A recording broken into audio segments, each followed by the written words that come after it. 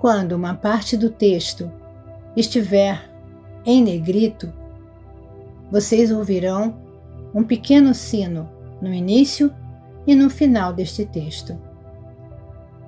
Carta 6, parte 4. Os cristãos aprendem que eu, o Cristo, na pessoa de Jesus, morri pelos pecados do mundo. Fui o Cordeiro de Deus sem mancha, sacrificado para pagar o preço dos pecados humanos. Eu fiz o supremo sacrifício de mim mesmo para cumprir esta estranha façanha de pagar pelos pecados, através dos tempos. Eu novamente entrei em meu corpo, depois da morte pela crucificação, e apareci muitas vezes em meu corpo para confortar e ensinar a meus discípulos enlutados. Eu até ingeri comida durante minhas aparições. Após 40 dias, elevei-me fora da vista de meus discípulos, alcançando meu corpo aos céus. Como perguntei na carta 3, o que eu faria com o corpo humano no céu, na vida mais além? Eu disse em minha última ceia que meus discípulos deveriam recordar aquela última refeição com eles, partindo o pão e passando-o um a um, e que deveriam beber da mesma taça de vinho e recordar que meu corpo foi crucificado e meu sangue derramado para trazer a eles a verdade do ser. Entretanto, este evento se converteu em uma estranha crença, na qual, com pompa e cerimônia no altar, meu corpo é transferido às hóstias, que os fiéis devem engolir com a devida reverência. Meu corpo. Que bem faria meu corpo, espiritualizado ou não, para aqueles que comungam? Você percebe como a mente pode ser condicionada a aceitar bobagens ilógicas que perduram há 2000 anos, porque têm sido sustentadas por uma grande hierarquia de papas e cardeais vivendo em palácios, imensamente ricos e mantidos com grande pompa terrena e cerimônias prestigiosas. Eu quero que você conheça a verdade sobre aquela fatídica noite, a que chamam de minha última ceia. Para maior clareza, ainda que seja doloroso fazê-lo, desci em minhas frequências vibratórias de consciência para entrar diretamente na recordação consciente de meus pensamentos e sentimentos durante a última refeição com meus discípulos. Ainda que eu fosse um homem forte, iluminado e seguro de que tinha um destino a cumprir que não poderia evitar, não queria evitar, estava profundamente triste ao começar a refeição, a ceia da Páscoa. Meus discípulos tinham sido meus amigos e tinham ficado ao meu lado em algumas circunstâncias difíceis. Eu estava sofrendo por ter que deixá-los e temeroso por seu bem-estar. O que aconteceria a eles ao ficarem sozinhos, sem a minha orientação e proteção? Dependiam de mim mais do que percebiam. Recordei meus anos ensinando as pessoas. Senti uma profunda sensação de ironia ao recordar a minha volta do deserto. Estava sujo, descuidado, porém literalmente possuído por uma alegre solicitude para com os meus semelhantes e intensamente entusiasmado porque poderia colocá-los no bom caminho, introduzir em suas mentes a verdade sobre a existência, mostrar como superar os seus temores, suas doenças, pobreza e miséria. Eu iria conquistar o mundo. Porém, como tinha sido diferente o resultado? Logo estaria pendurado em uma cruz. Era verdade, entretanto, que eu tinha alcançado muito êxito. Refleti sobre os momentos de cura e a aceitação alegre das pessoas ao Pai amoroso. Eu podia compreender por que o sumo sacerdote e o conselho me odiavam. Ao invés de medo, castigo e sacrifício de animais, eu tinha trazido às pessoas a realidade do Pai amor, provando isso pela cura de casos terminais. Voltei minha atenção aos meus discípulos, que estavam falando entre si enquanto comiam. Eles permaneciam inconscientes do desafio que me aguardava, minha crucificação. Embora eu os tivesse avisado várias vezes, negaram-se a aceitar minhas palavras como verdade. Pensaram que eu começava a ter medo do sumo sacerdote e se perguntavam por quê. Eu já havia conseguido sair de situações ameaçadoras antes. Como era costume na Páscoa, falavam das circunstâncias da fuga dos israelitas para o Egito. João, que tinha uma forte imaginação, fazia um relato vívido de Moisés reunindo os israelitas e dizendo que finalmente iriam deixar o Egito, escapando da escravidão para a liberdade no deserto. Por esta razão, Moisés se dirigiu ao responsável de cada família para que matasse um cordeiro sem mancha e com um punhado de ervas marcasse com sangue a porta de sua casa. Moisés disse que anjos viriam voando à noite, atravessando o Egito, matando os primogênitos de todos os egípcios e o seu gado, deixando somente os primogênitos dos israelitas, que seriam salvos pelas marcas de sangue em suas portas. Enquanto os escutava, vendo seus sorrisos e sinais de aprovação para aquele maravilhoso acontecimento, me dei conta, angustiado, de que pouco haviam realmente compreendido de minha descrição do Pai Celestial. Ouvi as palavras de João sobre sangue, sangue e sangue, sangue do cordeiro sem mancha, sangue nas marcas das portas, sangue das crianças e do gado egípcios. Como sempre, me espantei com os séculos de preocupação judia com o sangue e brevemente recordei que Abraão esteve mesmo disposto a matar o seu único filho com a intenção de oferecê-lo em sacrifício porque acreditava que Deus tinha dito a ele para fazê-lo. E logo pensei nos sacrifícios diários de animais no templo. Para mim, todo o conceito de fazer correr sangue como forma de pagar pelo pecado era completamente repulsivo. Porém, fiquei calado e não discuti com os homens. Percebi que suas mentes estavam cheias daquelas tradições, tão sólidas e duras como pedra. Esta foi nossa última refeição juntos, em volta da mesa. Deveria ser um momento de paz entre nós e uma despedida amorosa.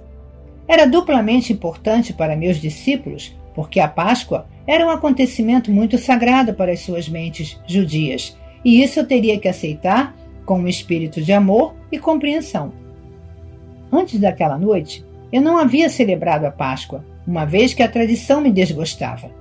Preferia subir as colinas tranquilamente para meditar, deixando meus discípulos celebrarem a Páscoa com suas famílias. Por causa daquele hábito, eles não estranharam meu silêncio no momento. Eu estava meio recostado, meio sentado, incapaz de relaxar como costumava fazer, tenso, contraído, compassivamente caloroso para com meus discípulos, ainda que aborrecido com eles. Perguntava-me como poderia deixar para estes seguidores sonolentos e confusos um sinal efetivo como recordação. Algum ritual que trouxesse de volta às suas mentes confusas tudo o que eu estava tentando ensinar. Eu queria sacudi-los e tirá-los daquela fixação pelo sangue. Enquanto escutava a conversa sobre Moisés e seus atos milagrosos, me ocorreu que se eles estavam tão preocupados com sangue, então eu daria sangue a eles, para que se lembrassem de mim. Inclinei-me sobre a mesa, peguei o pão e parti em vários pedaços, dizendo bruscamente: Eu sou como seu cordeiro pascal. Distribuam este pão entre vocês e peguem cada um a sua parte. Comam e façam isto em minha honra, por ter trazido a vocês a única verdade que o mundo já ouviu. Deixem que este pão seja o símbolo de meu corpo, que está a ponto de ser maltratado na cruz. Pararam de conversar e olharam para mim. Vamos, comam, eu disse. Como em um sonho, silenciosamente tomaram um pedaço de pão, passaram-no aos outros e todos comeram a sua parte. Então peguei uma grande taça de vinho e disse para beberem e passarem aos outros. Este vinho é o símbolo de meu sangue. Eu vim para dar a vocês a verdade sobre Deus, a verdade sobre a vida. Porém eu fui rejeitado. Meu sangue correrá por vocês. Novamente em silêncio beberam da taça e a passaram entre si. Suas faces estavam tensas, mas não disseram nada. Era óbvio que todos estavam comovidos pelas minhas palavras, que não agradava a eles. Eu sabia que Judas tinha recebido dinheiro para apontar-me aos soldados do sumo sacerdote, quando o momento chegasse. Também sabia que a noite da Páscoa seria aquele momento. Então disse a Judas: vá logo e faça o que tem que fazer. Judas me olhou longamente e vi a dor e indecisão em seus olhos. Ele estava repensando o assunto, porém o meu tempo havia chegado e eu queria terminá-lo de uma vez. Vá, disse com dureza. Judas levantou-se e saiu da sala. Os discípulos ficaram surpresos pela maneira como eu falava e perguntaram o que Judas iria fazer. Vai dizer ao sumo sacerdote onde me encontrar. Vão crucificar-me, exatamente como eu falei para vocês. Observei com certo cinismo doloroso as expressões de seus rostos. Dúvida, sobressalto, terror. Logo, brotou uma torrente de perguntas ressentidas. O que iria acontecer a eles? Eles tinham deixado suas casas e famílias por mim. Se eu fosse crucificado como um delinquente comum, eles perderiam uma vida de liberdade e segurança. Eu então disse que iriam me abandonar. Com veemência, negaram tal coisa, mas o fizeram. Estava demasiado cansado para discutir com eles. Eu tinha me tornado tão forte, tão seguro, no conhecimento de que o Pai estava em mim e comigo a todo instante, que eu podia me dar ao luxo de perdoar a deslealdade deles. E, ao final de tudo isso, seria liberado de meu corpo e poderia ascender aos reinos de luz, que eu tinha frequentemente sentido, mas nunca visto em plenitude com a visão terrena. Era um pensamento que me trazia profundo consolo e uma feliz sensação de expectativa. Então sorri para eles e disse: é bom que tenham feito o que pedi, em lembrança de mim e de minha morte que está por vir. Continuem partindo o pão e bebendo o vinho juntos, recordando que sempre os amarei e que ficarei com vocês em espírito, até que se reúnam comigo aonde vou. Não tenham medo, vocês serão guiados, serão inspirados, serão fortalecidos e falarei claramente com vocês. A minha única advertência é esta: no futuro, muito do que tenho ensinado a vocês será esquecido. Muito do que disse será descartado pelo pensamento humano ou distorcido pelos mitos humanos. Logo houve pânico e um clamor. Como será isso? Sorri e levantei as mãos. Falo do que acontecerá em um futuro distante. Enquanto isso, sejam fiéis a tudo o que ensinei e não duvidem de nada do que eu disse. Chegou então a hora de ir ao Monte das Oliveiras, o lugar onde os soldados do sumo sacerdote iriam me buscar. Meus discípulos queriam ainda me fazer perguntas, porém eu tinha chegado ao fim do meu discurso para os homens.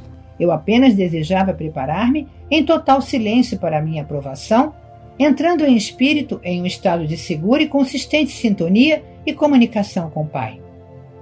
Caminhamos para o jardim e me retirei para a minha rocha preferida. Sentei-me protegido do vento e envolvi-me na túnica. Fechei os olhos e pouco a pouco senti que entrava em uma grande serenidade de espírito e um poderoso silêncio. Logo, o poder em si desceu, tomando minha mente e meu coração. Preencheu-me com tal amor supremo, que eu soube que estava sendo apoiado, sustentado no amor e que poderia manter meu amor por todos, não importando o que me acontecesse. Isso era tudo o que importava no momento em que minha hora havia chegado. Essa é a verdade por trás do partir o pão e beber o vinho, em minha honra, de minha vida e meus ensinamentos. E como você que está lendo esta carta sabe, tudo o que meu Pai me revelou em minha última noite na terra se cumpriu. Como eu falava do Pai, do Filho e do Espírito Santo, a Igreja decidiu no Concílio de Nicéia que eu me referi a 3 pessoas em uma. Consequentemente, as pessoas rezam ao Pai para pedir benefícios, imploram ao Espírito Santo para que os instrua espiritualmente e rezam ao Filho para salvá-los de seus pecados. Você pode ver o quanto as crenças são terrestres e humanamente concebidas?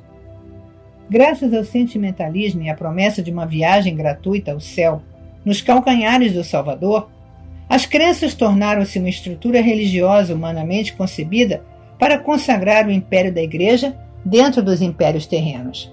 Roma, Áustria e Espanha. As crenças foram o pretexto para a tortura sistemática, a morte na fogueira e a execução dos dissidentes. Elas também inspiraram as guerras entre nações. Porém, a percepção espiritual e a criatividade também surgiram de algumas dessas crenças e contribuíram muito para a existência nestes 2 milênios. Essas crenças motivaram a construção de catedrais e igrejas, monastérios e conventos, dando às pessoas um propósito estável, a habilidade de expressar seus dotes artísticos e fornecendo trabalho para os menos talentosos. Elas também permitiram a milhões de consciências acessarem os reinos mais elevados, de belos pensamentos e amor. Além disso, foram o ímpeto por trás do misticismo e a iluminação das almas espirituais que chegaram a ver a realidade que estava oculta por trás das crenças. Enquanto tudo isso se passava, as crenças também criaram as condições para o desenvolvimento de hierarquias de superioridade religiosa com imensa pompa e riqueza. Estes são edifícios criados com os impulsos do ego, concebidos pelo ser humano, e, portanto, totalmente falsos de um ponto de vista espiritual.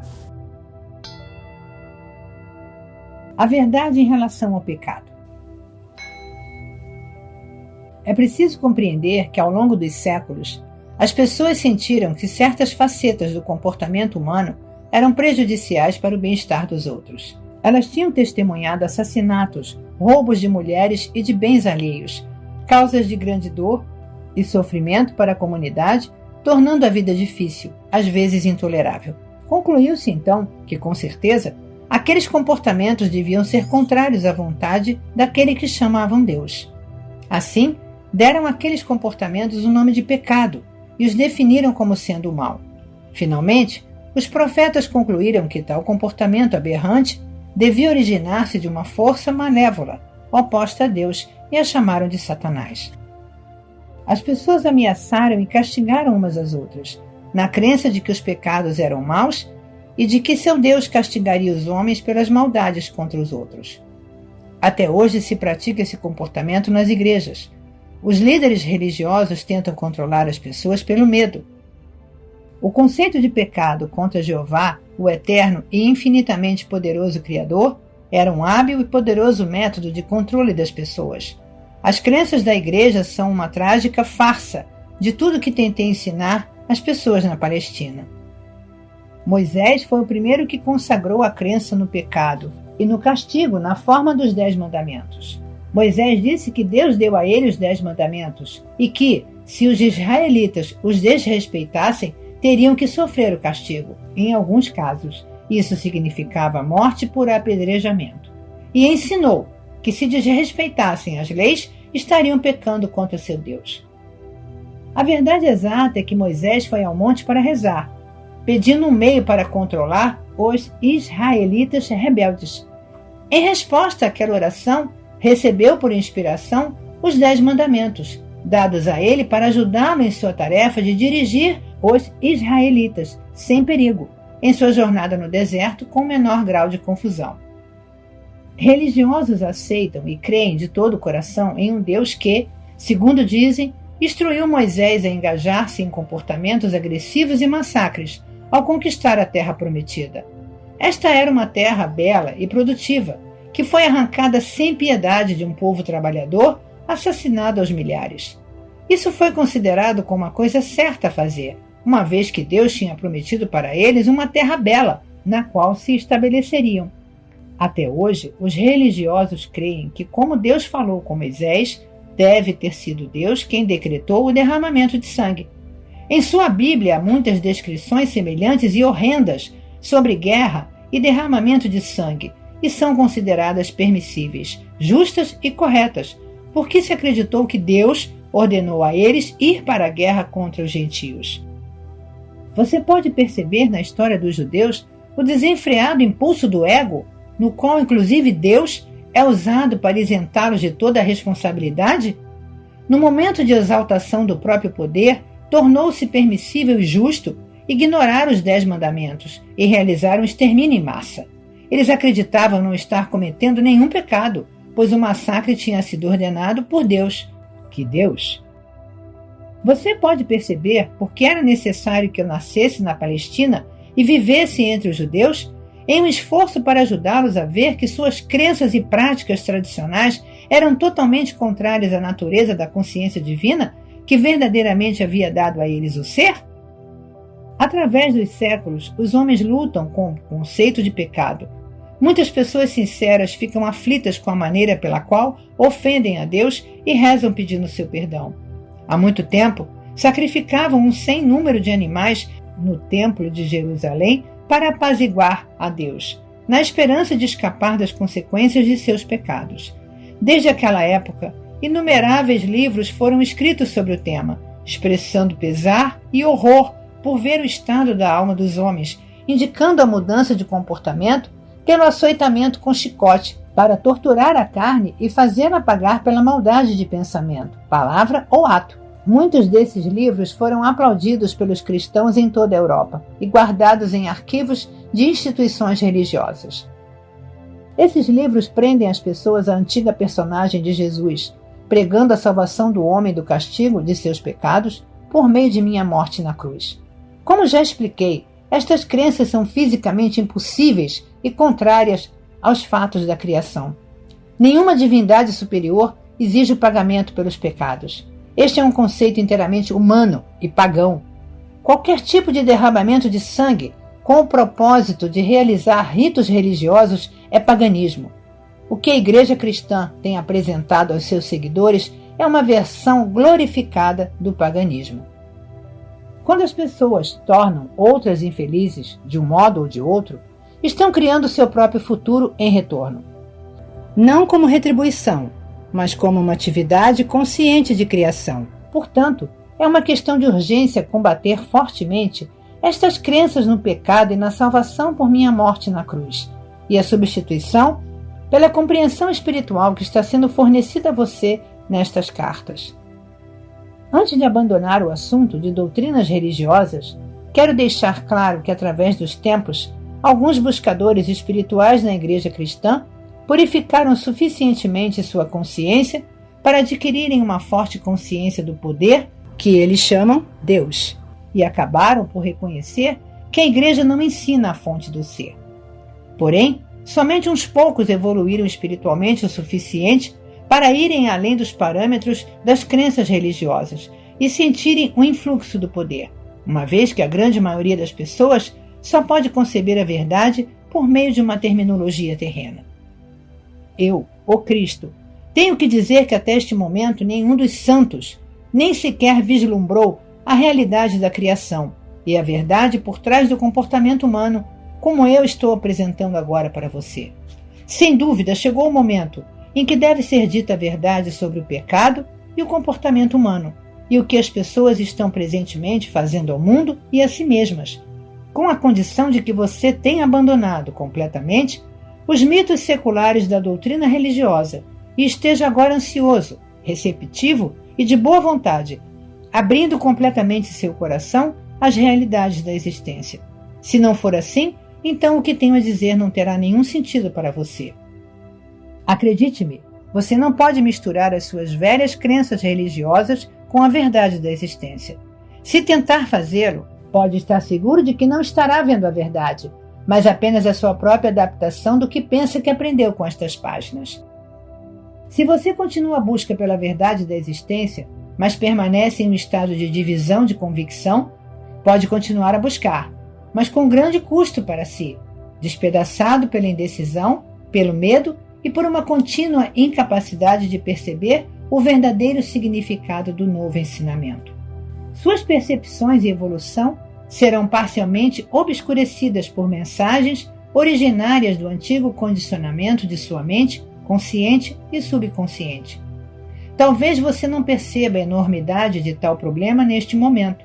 Porém, é um problema enorme, porque as suas profundas crenças atuais são a sua verdade atual, sobre a qual você constrói a sua vida. Elas são a sua realidade. Suas convicções e crenças fortemente enraizadas podem ser completamente ilusórias. Porém, se você crê inteiramente nelas, em seu subconsciente, elas se tornam absolutamente reais para você.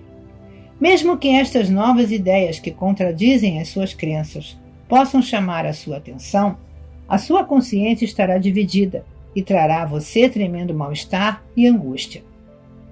Lembre-se, a sua consciência é o tecido com o qual você elabora a sua vida.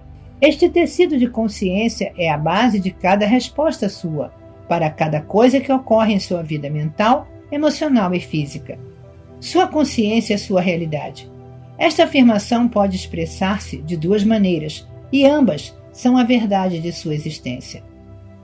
Sua consciência cria a sua realidade, sem distinção de quais sejam os feitos de sua vida terrena.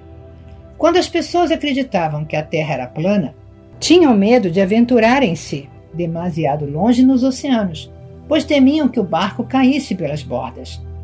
As pessoas que acreditavam em uma terra plana viviam segundo essa crença. Quando Galileu disse que a Terra era redonda, foi considerado um herege, porém sua percepção da circularidade da Terra permitiu que os marinheiros adquirissem uma nova visão do mundo e empreendessem viagens para descobrir o que havia do outro lado do oceano. Foi necessária uma mudança de suas crenças para tornar isso possível.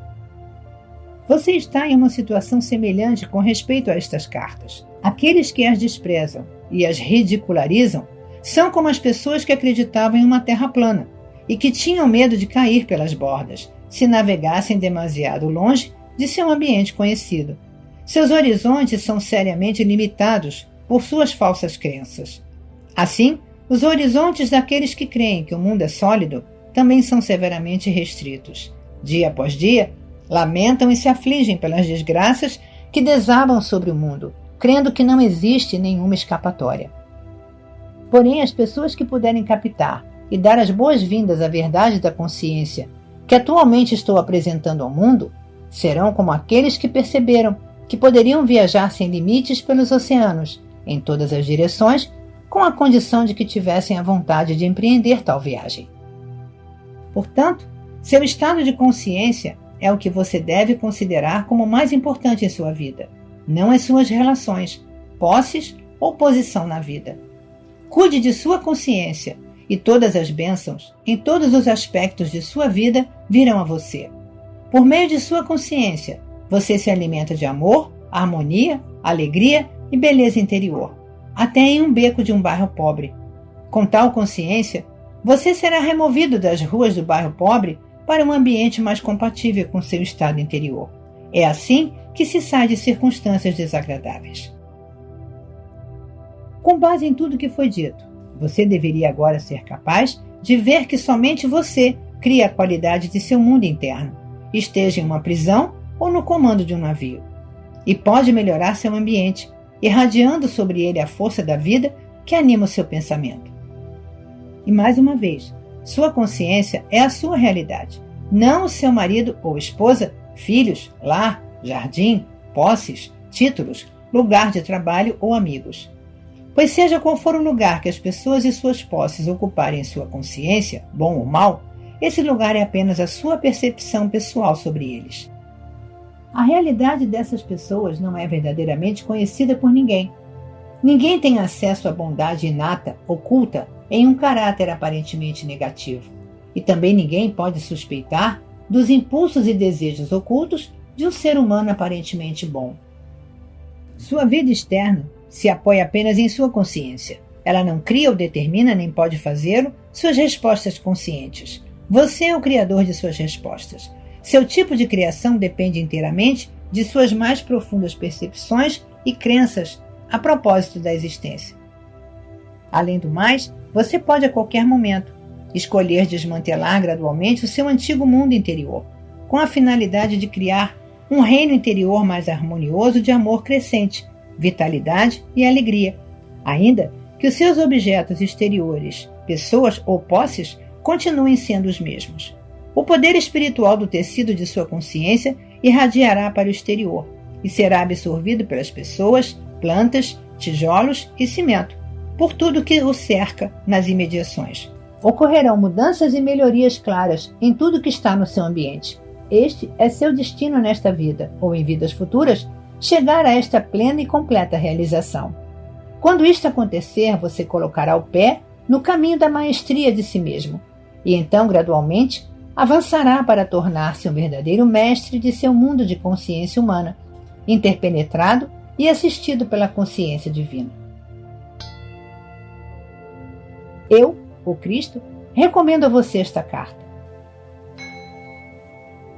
Eu o pus na plena posse de alguns dos fatos importantes da criação, que permitirão que você transcenda o ego, o guardião de sua individualidade, e volte à universalidade do ser, da qual você realmente veio. Você tem em suas mãos os meios pelos quais pode entrar no amor, alegria e realização pessoal incondicionais. Lembre-se de que eu disse a você que anseio pelo progresso do viajante espiritual. Enquanto avança pelo caminho que tracei para você, haverá momentos de confirmação de que estou de fato com você em sua jornada. Você o verá. Conserve sua fé nisso. Em todo momento, eu o sustentarei no amor divino, pois sou o amor divino em ação. Acredite nisso e encontre descanso em minha consciência que o envolve.